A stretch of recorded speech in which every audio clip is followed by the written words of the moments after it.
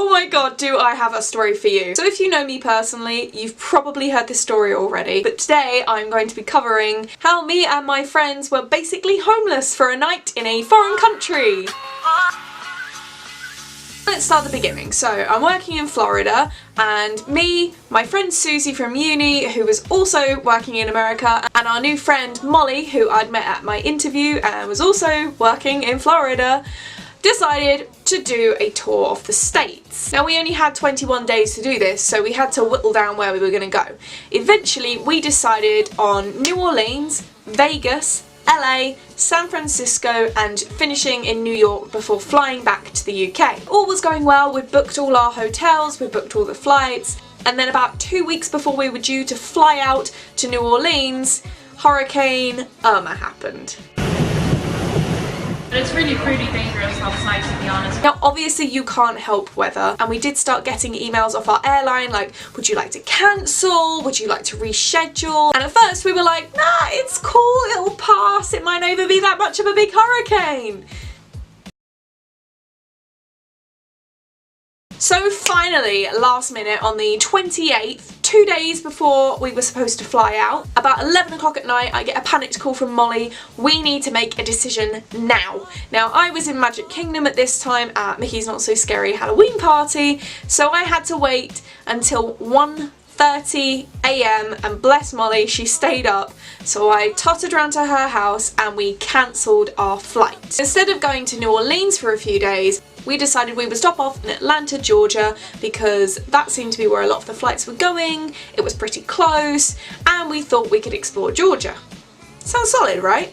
We booked ourselves into a Days Inn. It wasn't our first choice, but at this point we knew we were kind of scrambling for what was left in the area. And we only had 2 nights there, so all we were looking for basically was a clean bed to sleep in. We booked through Expedia and it had, I think, 3.5 stars at the time. So fast forward to the evening of the 31st when we turn up at Orlando Airport and our flight is delayed by 12 hours. By this point we were kind of expecting delays. It wasn't a big surprise. What was a surprise was the lack of anything to do in the Orlando terminal. There was literally nothing there. Everything was closed, so we spent 12 hours literally just sat on the floor. It got to the stage where we were just playing hide and seek, but there was nowhere to hide, so we had to get really inventive. We're like hiding behind plants, we talked about hiding in the breastfeeding room. Molly and Susie basically won the entire thing by hiding in a stall in the bathroom. They were there for no lie like 20 minutes and I had no idea, and I'm just walking around this empty terminal because we were the only ones there! We were the only ones stupid enough to be flying at this time. The flight after ours was cancelled. So anyway, 12 hours goes by and we get on the plane. Then we turn up at the airport. I get checked at security. By this point it's like 1 AM, we're all exhausted and we've got our luggage and we're heading down Atlanta Airport and they've got like the luggage tram and we were like, no, you know what, it's probably quicker to just walk. Atlanta Airport is the biggest airport in the United States and it took us over half an hour to walk the length of it. So we get to the end and we're looking for the Uber pickup because none of us had a rental car or anything, we relied purely on Ubers, which is important. So then we can't find a Uber pickup. There's all these different coloured zones, so we try going to yellow, we try going to red, and we're starting to panic because on the app it's saying, you know, 2 minutes away, 1 minute away, and we're like, we don't know where to go! And there's all these people walking around like, I don't know where the Uber is, where's the Uber? Eventually, yes, it was the green zone, we managed to get to the green zone, we got in the Uber, all is well. We're getting kind of close to our location and we're looking around, there's an IHOP, there's a Drury Inn, there's a Hilton. We're like, this seems like a good area, it's all light and bright and happening, because we were feeling a little bit nervous about booking the hotel last minute and we were like, you know what, nah, it's gonna be fine. And then he takes a turn and we go down this like dark road, and the further down this road we get, the less fancy buildings there are, the more like derelict warehouses there are, and we start like pointing at all these business centres like, maybe that's it? Maybe that's it? No, and he just keeps driving and eventually he takes one more turn and pulls up to this big like looming place, and it's got the Days Inn sign, so we were like, oh my god.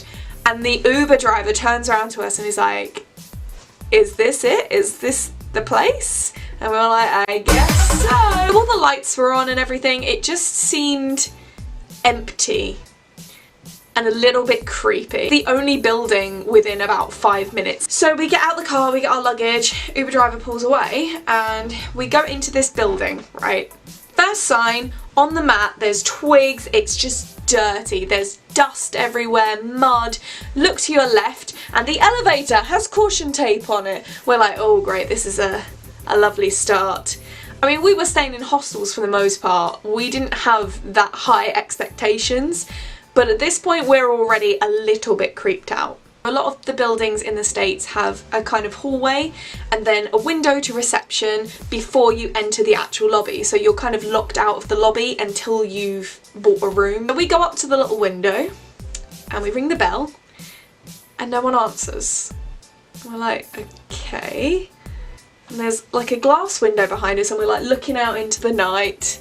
And it's very dark and very lonely and there's like coming through and we were like, okay, this is not good. So immediately we try and connect to the Wi-Fi and we're like looking around for clues. No one's answering. We look in the back and there's like laundry on the floor, so we're like, right, clearly somebody is here. And we were right, because someone was there. As we're looking around for some kind of life, these headlights start flashing us through the window.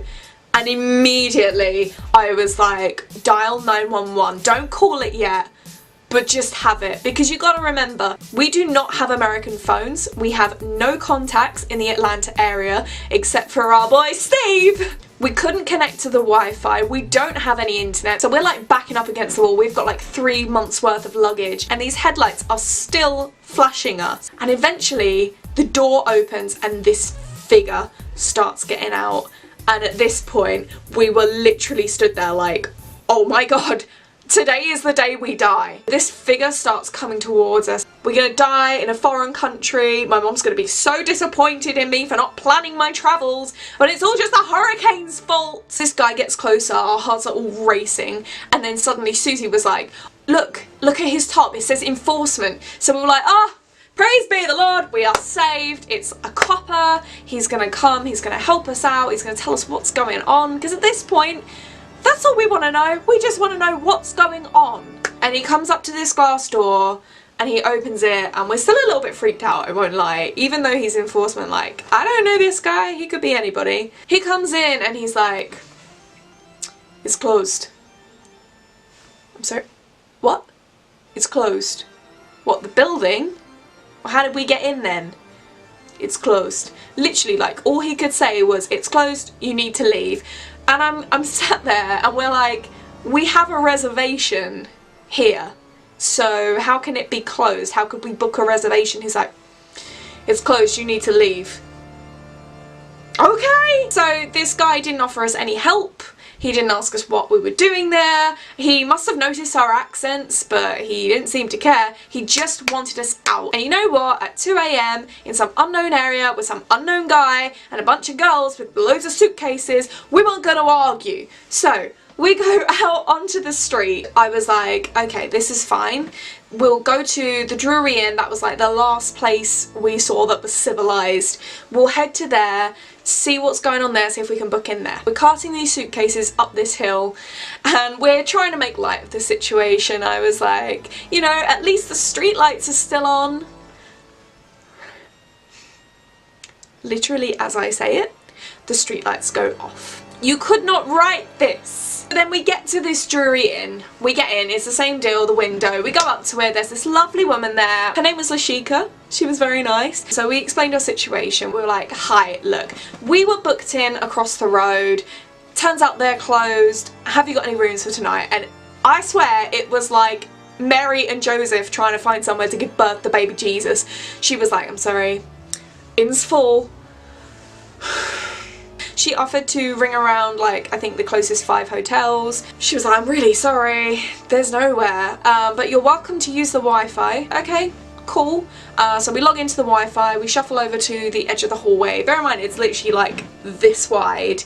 There's barely any room. Every now and then some crackhead comes in with a girl looking for a place to mate, and she's like, no room. And they walk out and they're like staring at these girls with these massive suitcases, just stood there like, on their phones. Originally we start on the $1 mark because we're budgeting. And bless her, Molly was like, oh, you can use my phone, like it's an emergency. So we used her minutes to call these places, and it cost her an absolute fortune. My phone then started to die. By this point, like half an hour's gone past. Lashika comes back out, she's like, oh, you still here? We're like, yeah, there's nowhere. And she was like, we can't have you just standing in the hall. Bless her. I think she was trying to make it out we're creating a bad aesthetic for Drury Inn, but really I think she just felt really sorry for us. So she was like, no, you come in, you sit in the lobby, don't go any further than there. So we sit down, we carry on calling, we go up to $2, $3. We're looking at the Hiltons, which are like $300 a night, but at this point we are so desperate. It's like 3:15 in the morning.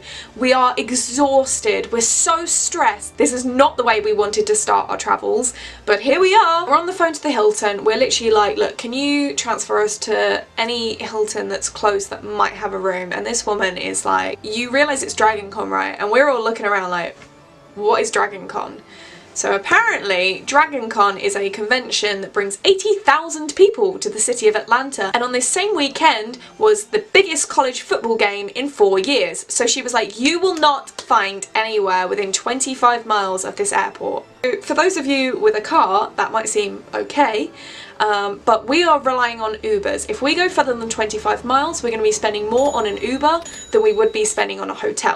I said, half the night is gone already, why don't we just go back to the airport? And everyone kind of agreed, and then Susie said, well, we'll do that for tonight, but we might as well see if they've got a room here for tomorrow. So she went up and asked, she rang the little bell, and Lashika comes tottering out, and she was like, yeah, we've got room for tomorrow, so did you find somewhere for tonight? No, we're actually gonna sleep in the airport. And what an angel. So dramatically, she like puts down her pen. She's like, oh no you won't. There's another lobby downstairs. You're gonna go there with your luggage, and at 6 AM you're gonna come back up, drop your luggage off with me, and I will make sure that a double queen, your room will be the first thing that the maid cleans in the morning. I will have a bed ready for you. Breakfast is on me. Bear in mind you have to pay for breakfast at this place. So at this point we're like, oh, Lashika. So we were just ready to cry. Like, this angel, Lashika. Oh, she like saved our butts. So we go downstairs and we're all too disorientated to sleep. It's 3:30 in the morning and we've had an awesome time. Our hotel has closed down.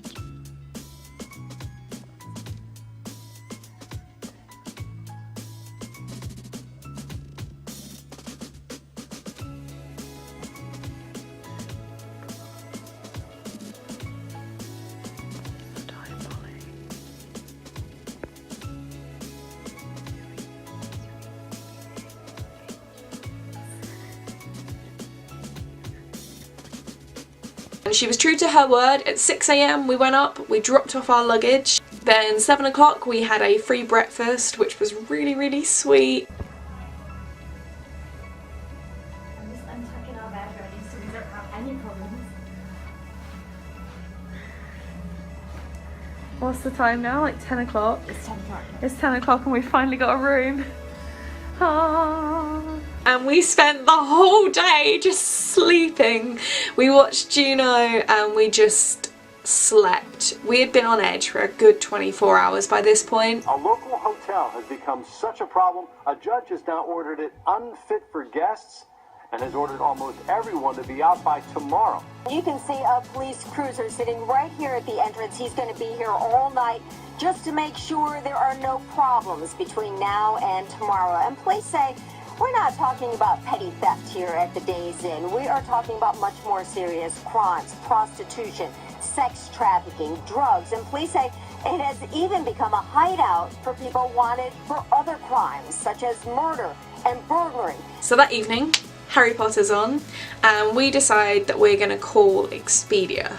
Susie's good on the phone. So she gets on the phone and we go through both of the final Harry Potters on the phone to Expedia, And at first they tried offering us like $20 compensation, and we kept on saying like, that's not enough. I don't think you understand how dangerous this situation was. 3 young foreign girls with all their luggage out on the streets in some random place like Morrow. Where is Morrow? They kept transferring us higher and higher and higher and higher, and eventually they decided that we could have $200 compensation. Yes! We were like jumping on the beds for joy, right? But then we're like, okay, what do we spend it on? Because New York is going to be expensive, whatever, so it's not really worth doing on that. San Francisco, we're only there for 2 nights, doesn't matter. LA, the hostel our friend had already stayed in, so we knew that was fine. Vegas. Where can we go in Vegas? We're supposed to be staying at the Golden Nugget, which is like downtown Vegas. We're like, that's probably a little dangerous. Plus, we got $200. So we were staying in Vegas for 4 nights. So we were like, right. We can either stay in like Caesar's Palace or the Venetian for a night, or we can spend our whole holiday in the Stratosphere, which is like right on the cusp of downtown. We decided on the Stratosphere because then you get free tickets to the amusement park up the top. It rained in a desert! So we didn't get to go on the amusement, but the point stands that we did get compensation off of Expedia, and they did remove Days in Morrow from their website. However, it is still up on TripAdvisor, so go have a look at that if you want to laugh. I would say look out for my review because I did write one, a very lengthy one, but they actually refused to publish it. I was not being out of order, I did not use foul language, I did not use names, I merely said what had happened. Still on TripAdvisor, let's take a look at some of their pictures. So this is what we were expecting, you know, nothing special. And here's some of the lovely traveller photos that people have shared.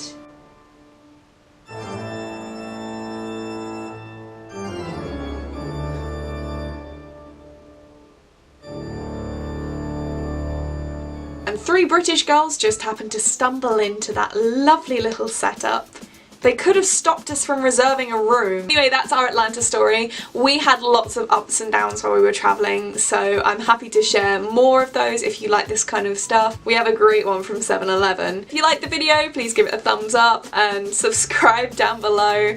And let me know what you thought of this story. Have you got any of your own hotel horror stories? I'm sure there's loads out there. And I'll see you soon. Thanks for watching. Bye!